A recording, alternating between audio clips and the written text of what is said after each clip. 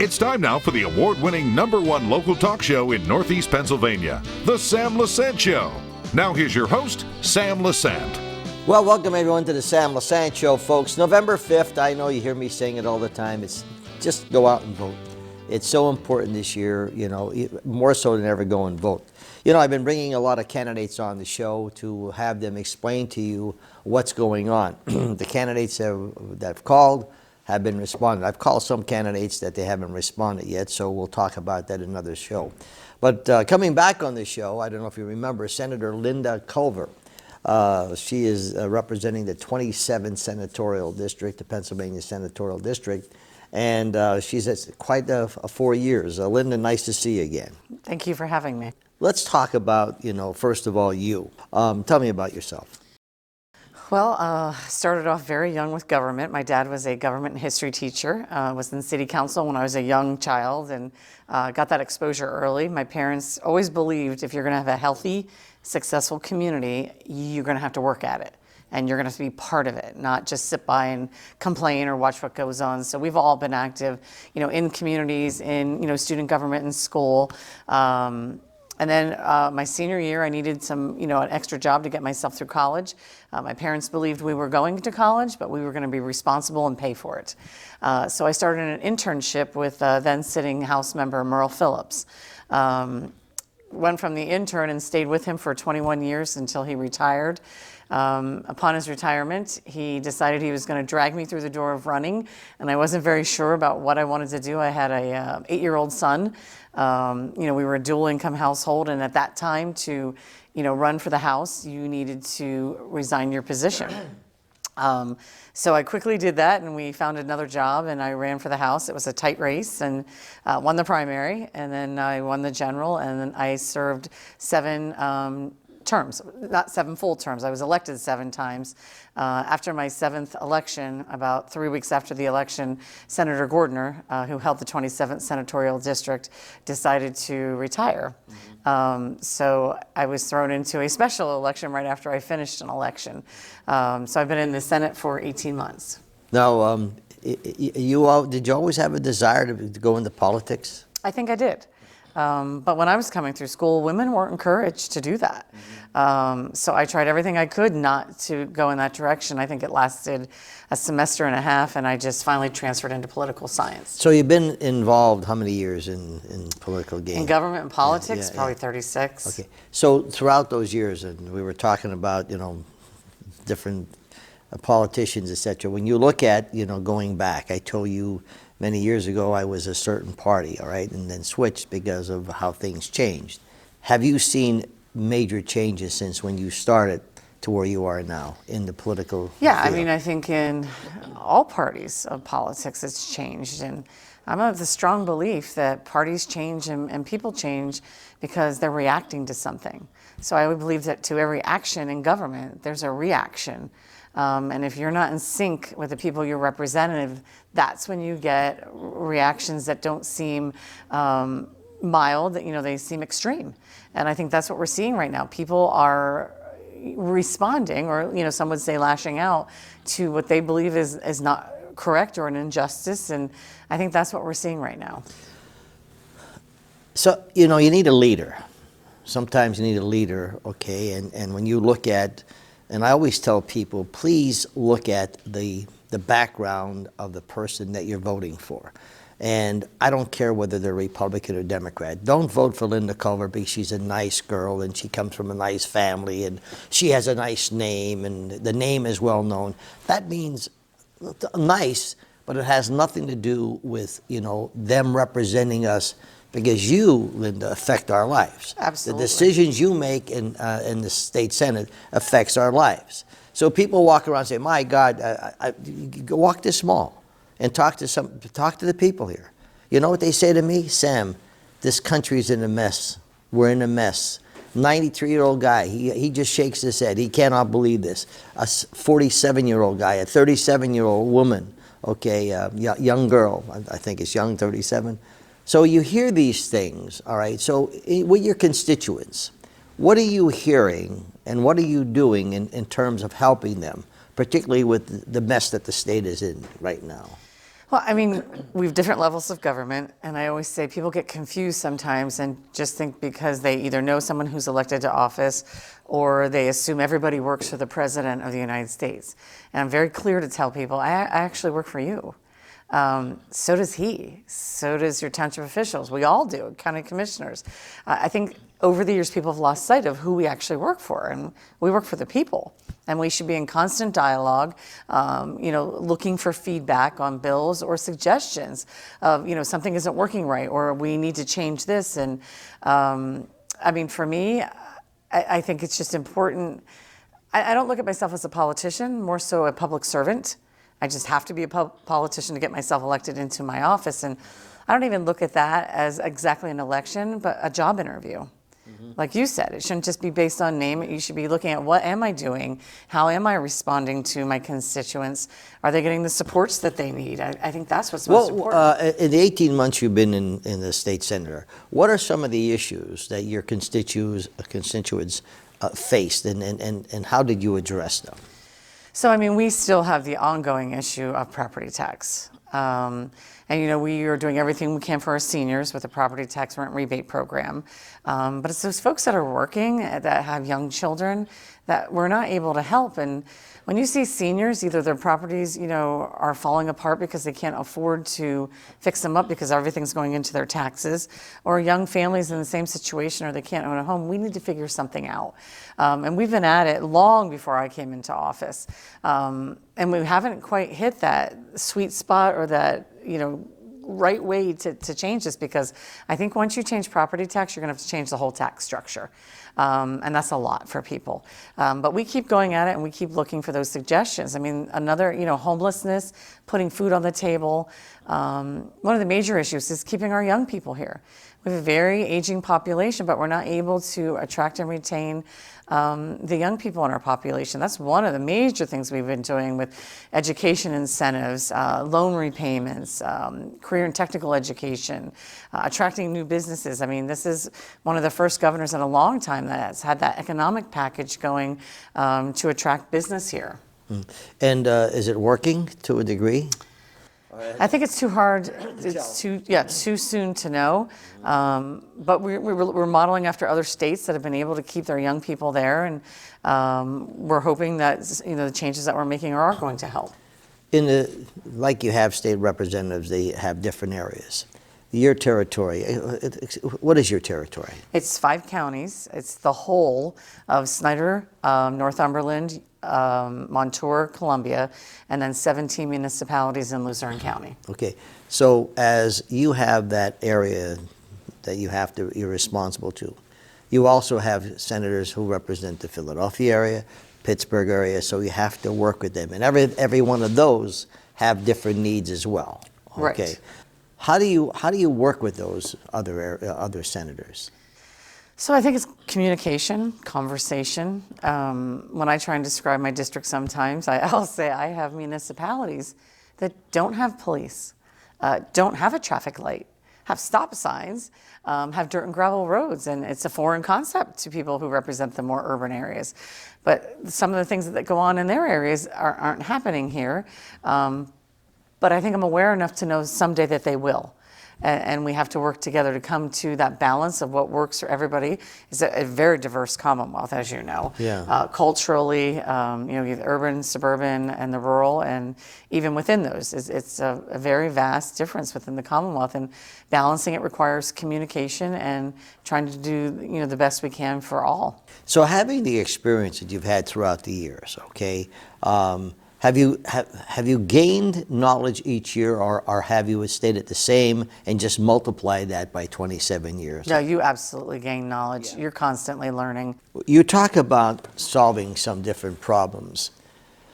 And as a good leader, or anyone who's in business, and what I found, okay, in the many years I've been doing this show, and I get dumber every time I do a show. I mean, because there's so much to learn. The people who have the experience to be able to develop things, resources are the key area. In order to buy something, you need income coming in. It doesn't no difference with the state of Pennsylvania. Right.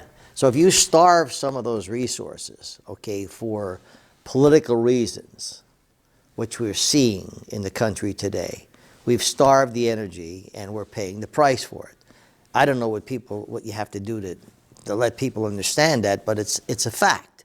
If you starve the resources, so looking at resources in the state of Pennsylvania, what approach are you using or your team using to gain those resources so you could give the property tax and the school taxes some relief? Right. I mean, it's our belief, Pennsylvania is a wealth of resources and energy. I think we're third in the world for natural gas. Okay, so let me just, so here's, and I don't mean to interrupt you, No, but it's fine. you just said that. So why then, with common sense, why are we not using that, Lynda? So we're using some of it, and we're exporting a good bit of it, and we're keeping some here. I think a lot of regulations that come down from the federal government have sort of hindered or, sort of put some shackles on the industry as they're trying to expand and tap into those resources. And I'll be clear, we want them to do it safely. We want to keep, our water quality intact. And I believe they do too. It's important to them. But it's important that we actually, excuse me, develop our natural resources. I'm one of the co-chairs of the Nuclear Energy Caucus, and we were thrilled to see the announcement that we're going to start opening up some of the nuclear facilities. Now, it's going to depend on how they shut it down, if we can do that or not, but I don't know if you saw the recent announcement of 3 Mile Island, where they plan on reopening that with Microsoft, which means they're going to be putting an AI facility there, which means job, which means ancillary businesses supporting them, which means people needing to be educated, and it's family sustaining wages so people can stay here. Okay, so how do you deal with, and I deal with them here. I have had great politicians, and I had a lot of phonies. They come on during election, and they come out of the woodwork. And I mean, there's people running now for office. I never know they did what they did and then half of them are lies. How then do you then take the positiveness, and when you're dealing with a person who is, or a senator or a state rep, who has their own agenda, the Democrat agenda or Republican agenda, I mean, those are the frustrating things that I think, Lynda, you is a challenge. Am I correct in saying that? Yeah, and I think one of the things you can do is encourage their constituents to talk to them. That's who they're supposed to be representing, and it's a different pressure point. That's a great point, right? And that's because you have leaders, who are only selfish in their own way, and they're only concerned about a party. The constituents have no idea. These are people saying, hey, look, we have this energy, we have this. We certainly don't want to, like you said, dirty the waters, but we have all this. Why aren't we not using it so we can relieve this frustration? That's the key. You hit the nail right on the head. Yeah, I said, you need to remind people who put them where they're at, and remind them they'll be interviewing you again the next election cycle. Yeah, when you have your meetings or town hall meetings or whatever, what are the key concerns? Property tax and paying of bills and food supply, energy, education. Senior citizen care. I mean, if we're talking finding employees, it ranges from, infants going to daycare, to preschool, to getting people to teach, to our special needs community, getting the workers that they need, to our seniors. We are really hurting for caregivers, people who want to work with human beings. And it's not easy to work with a human being, because it's not like working with a robot where you can pretty much program how they're going to react to you every day. People have feelings, right? People have good days, people have bad days, people have medical conditions. I think if you're going to be a caregiver, you have to be strong, physically, mentally, and spiritually, to be able to do it. How do you answer, or how do you tell a person who is suffering and they're living paycheck to paycheck? Young people can't buy homes today because of high interest. So You know, it's funny how in politics I've seen, you know, they raise the prices. This pen could be $1, and they raise it to 3, okay? And then all of a sudden everyone's up, but then they lower it to 2. And they say, you see, we reduced your prices, okay? And that's the nonsense and bull that the politicians play, okay? Certain parties playing this game now. And the people say, oh, it went from, well, it should never be at 2 to begin with. How do you how do you tell these people, you know, when the grocery bills? I mean, that's reality. Don't tell me how great I'm doing when I can't afford to pay my bills. What do you say to them, Lynda? So short term, we try and get them some assistance to alleviate that pressure point, whether it be a food bank, going to the assistance office and getting, you know, them a card that can help them obtain groceries, or something to reduce their energy bills at home, anything we can do to relieve that immediate pressure point. But then we have to go to Harrisburg and look and say, how do we rectify this situation? How do we either, you know, get people to get jobs where they earn more money? How do we get them to feel like they're part of this process so they can help? So there's always that immediate relief, and then there's that long term of how do we work together? And it takes, you know, you need to work with your local elected officials, your state officials, and your federal officials. We come back, I want to talk about that. Folks, I'm talking to Lynda Culver. She's running for re-election for the 27th Senatorial District. We cover about 40% of her area, but this show will be on YouTube, also will be on our website, so if you have friends in her area, have them look at the show. I always say, know who you're voting for, okay? We'll be back right after this.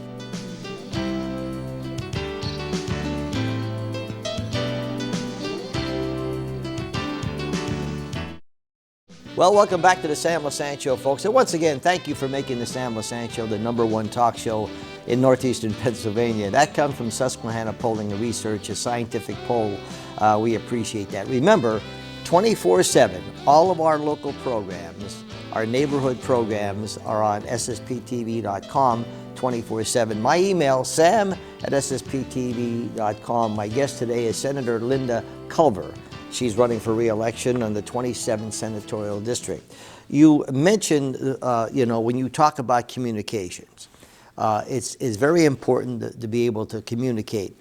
When you're dealing with municipalities, how is your rapport and your lines of communication with the municipalities that you represent? I mean, I have a lot of municipalities in 5 counties. We try to reach out to everyone at least twice a year, whether me or my staff.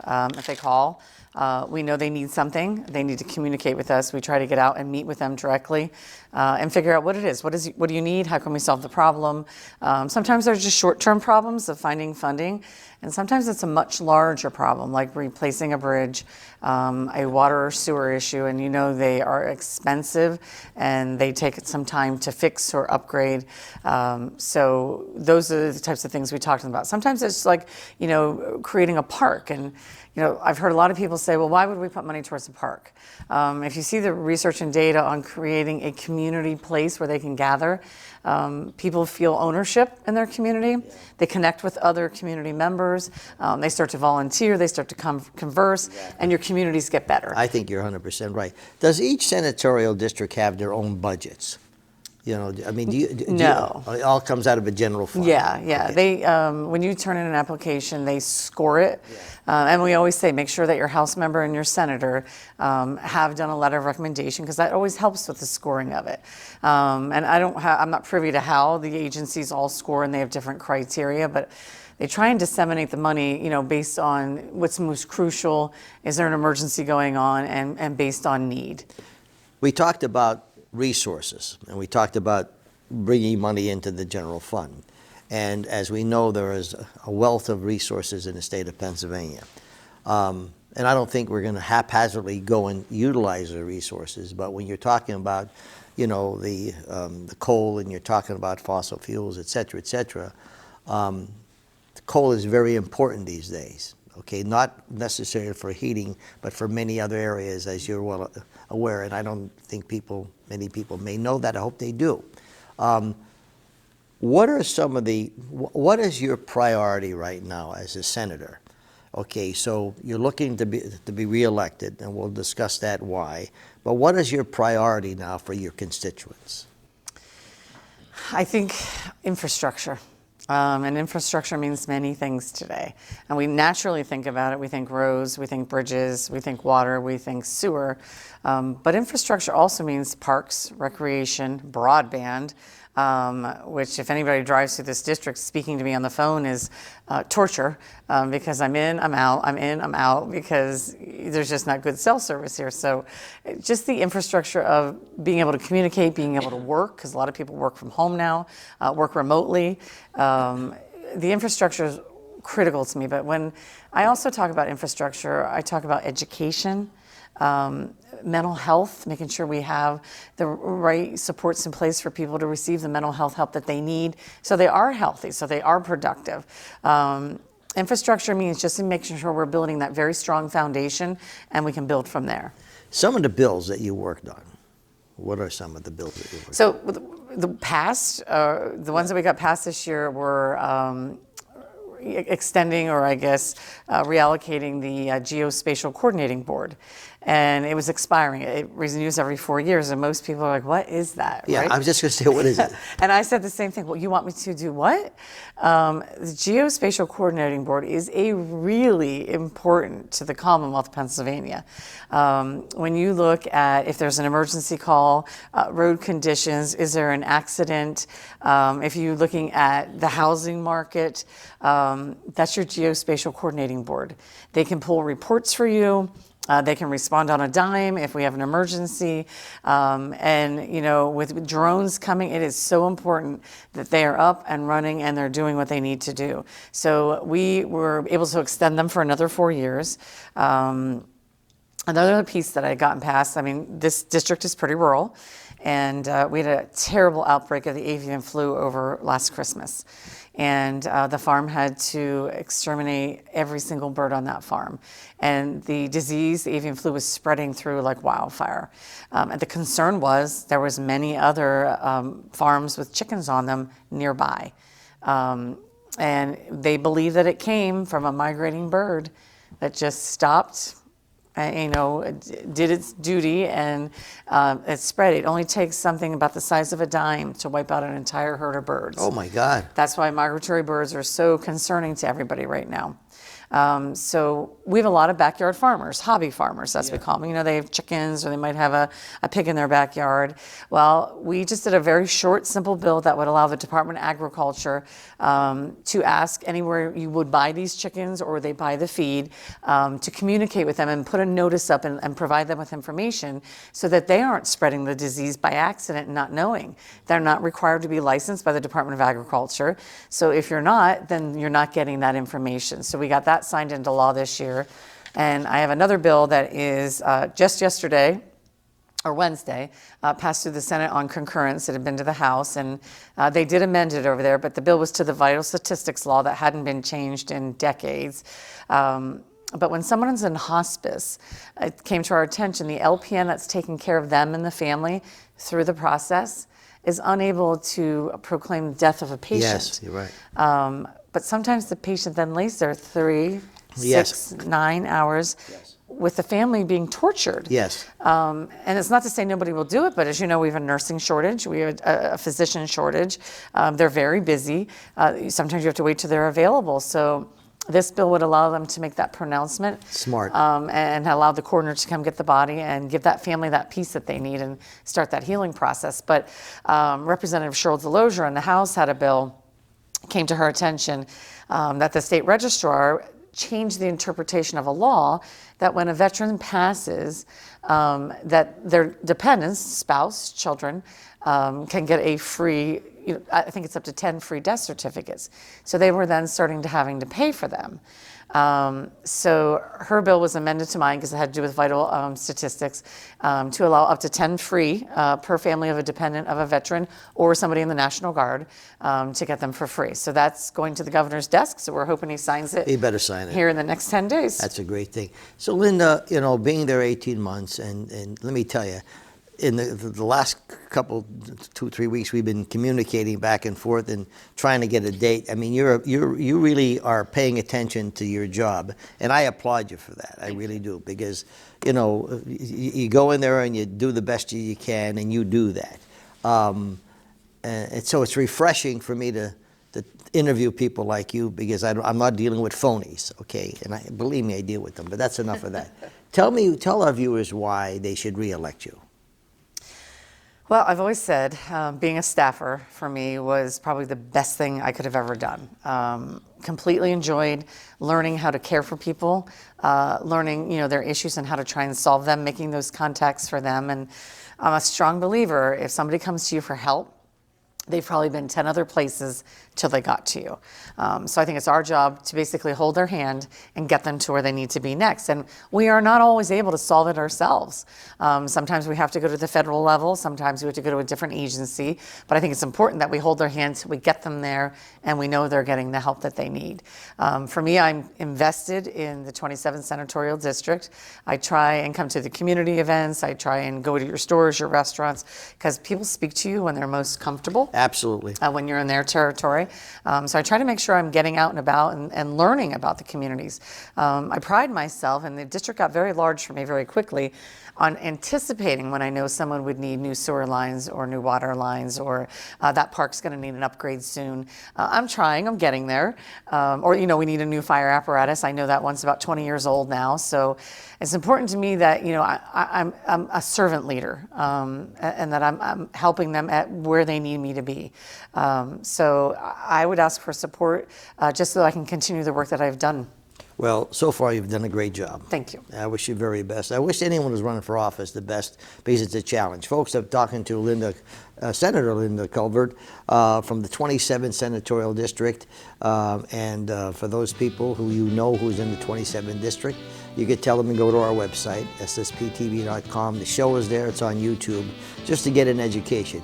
Please vote, and don't vote because you like someone. Vote because they're qualified to serve you. We'll see you next time.